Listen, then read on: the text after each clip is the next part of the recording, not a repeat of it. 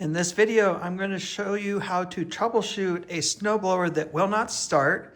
In this case, it's an older MTD yard machines, but the steps I'm going to go through apply to any snowblower. First thing we want to do is check the oil. You see on the dipstick here, it should be anywhere between there, and it's right at the bottom. So enough oil to start it up. Since it came in, I have not tried to start it. So we're gonna check, we got gas. We got gas in there. And let's put it on full choke. On these older engines, these Tecumsehs, I like to start them on full throttle. Let's prime it. And let's give it a pull.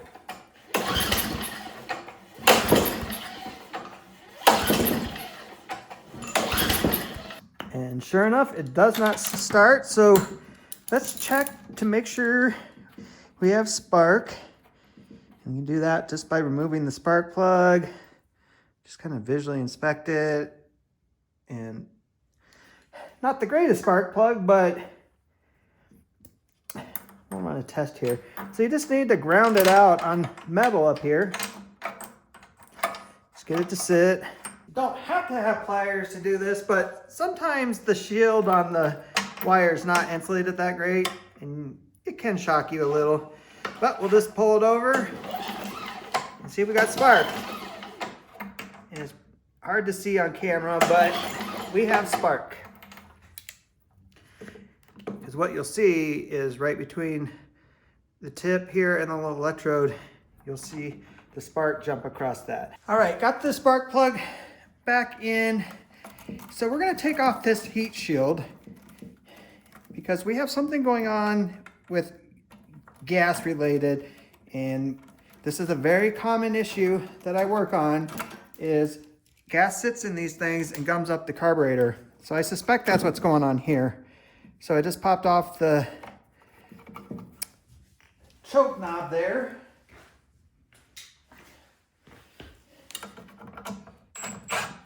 Just loosen that little 8mm bolt, and then just get this heat shield, just kind of turn it, get it out of the way, and there's our carburetor. We got a bolt here and a bolt over here. Little 10mm, I believe it's 10. I got a 10? Yep. Nope, somebody's changed those. Usually it's a little 10mm. I'll try an 11. That'll do it.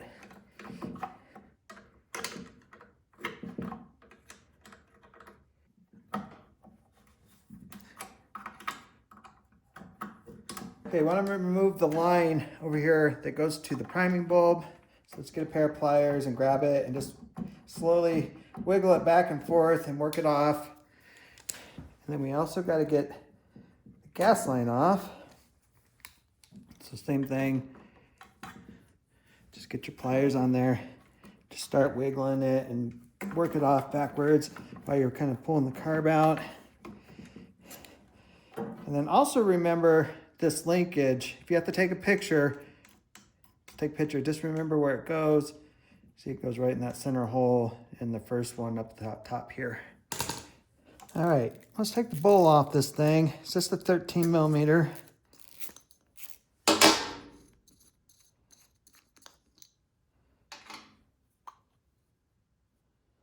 Yeah, look at that. No gas came out of this. You can see a little bit of funk down on the bottom there. Interesting. I was expecting to open this up and have it be all just gummed up, nasty gas. Actually, that fluid that came out doesn't even smell like gas.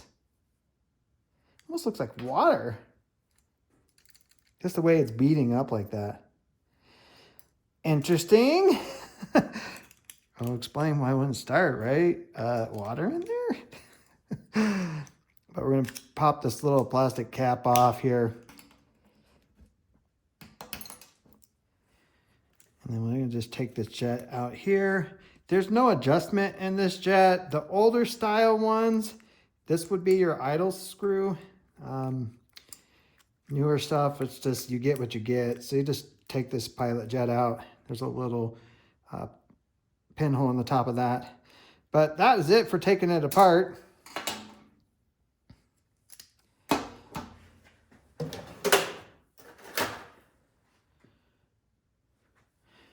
So now I'm going to take a little wire that I have and I'm going to run it through all the little passageway here on the main jet. Just to make sure there's nothing in there. Yeah, that's clean. Same thing with this, just a little, push that through there. Interesting, interesting. Well, if your car was dirty, that cleaning process would have, you know, took you a little bit longer, but I'm just gonna put this back in.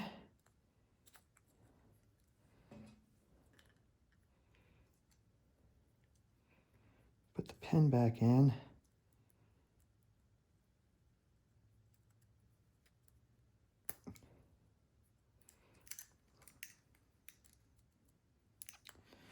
Let's see where this sits.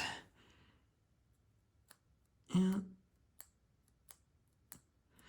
I'm almost wondering if that needle was just stuck, cockeyed in there, wasn't letting gas in, and thus no gas in the carburetor. That is possible. I've seen that before.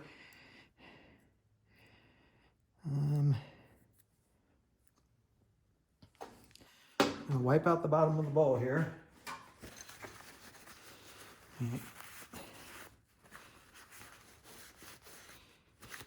All right, put that back on. Let's see, the bowl goes this way. That's the float is on that side, so it can go down there.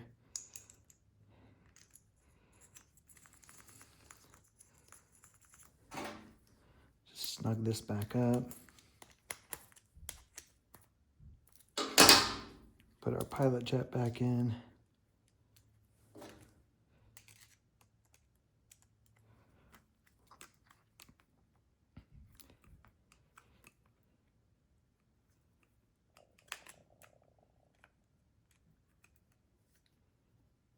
All right, let's go put it back on.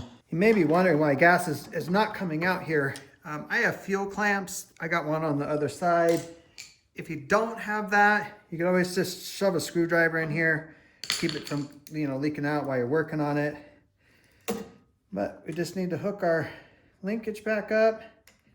Remember where that went.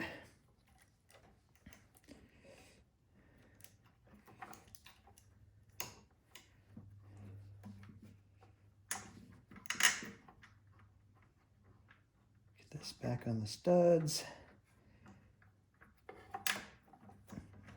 And then just by doing that, push the gas line back in.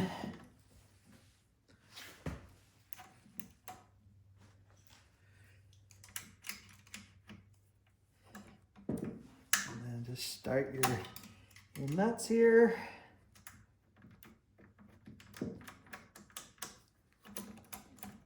I just got a screwdriver back here just to help to keep that bolt from pushing back while I'm doing this.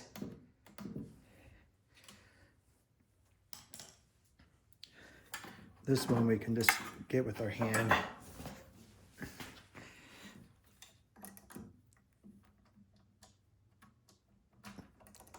All right, bolted back on. Prime line is hooked up. Gas line is hooked up. Let's see, when I prime it here, we should see some gas come out of here.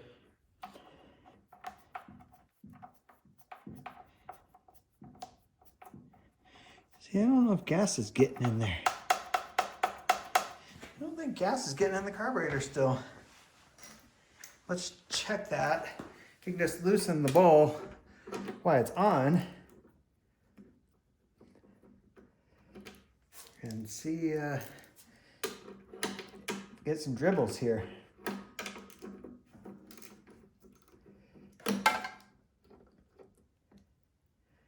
Yeah.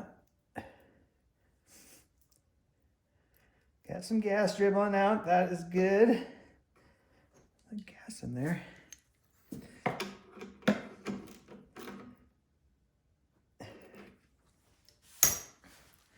Let's try to prime it again.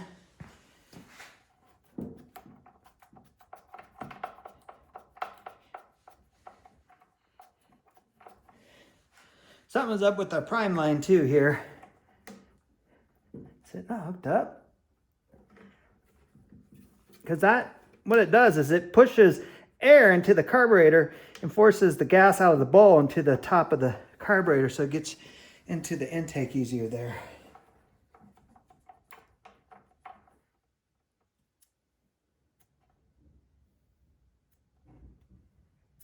Yeah, it's pushing air. I can feel the pressure there.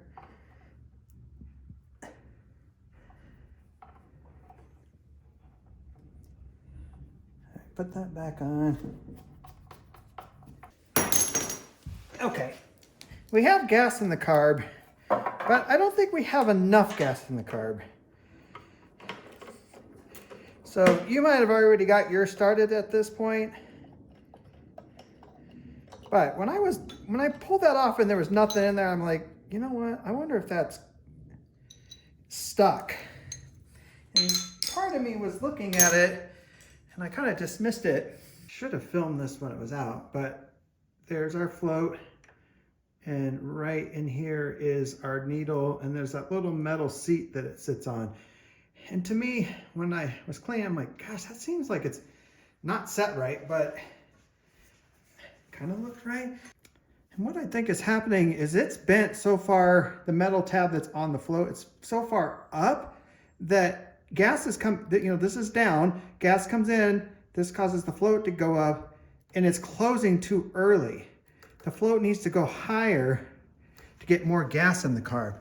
So what I'm going to do is take this screwdriver, come in here, and I'm going to bend that metal tab down.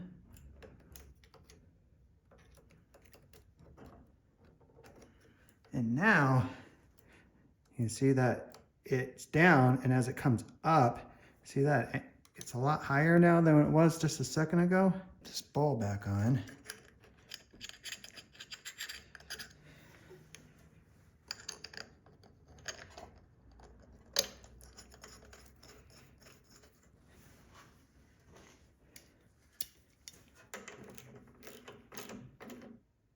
All right, so it's sitting flat again. I can hear gas now. And I can actually start seeing gas forming right there. All right, good. That's what we want. Let's see if it'll start.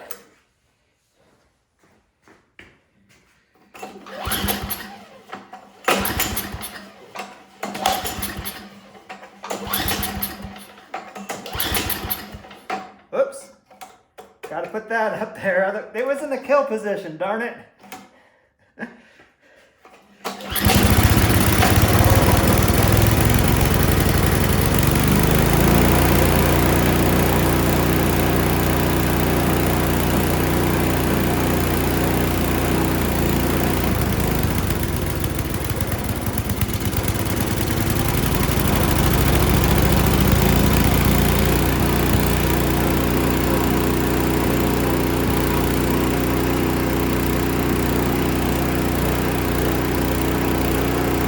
That's a wrap on this one.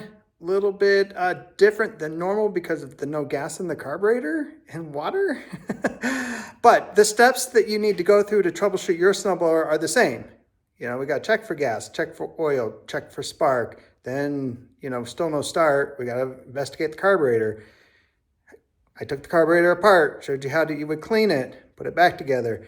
So if you have any questions, put them down in the comments and I'll be sure to get back to you. Thanks for watching.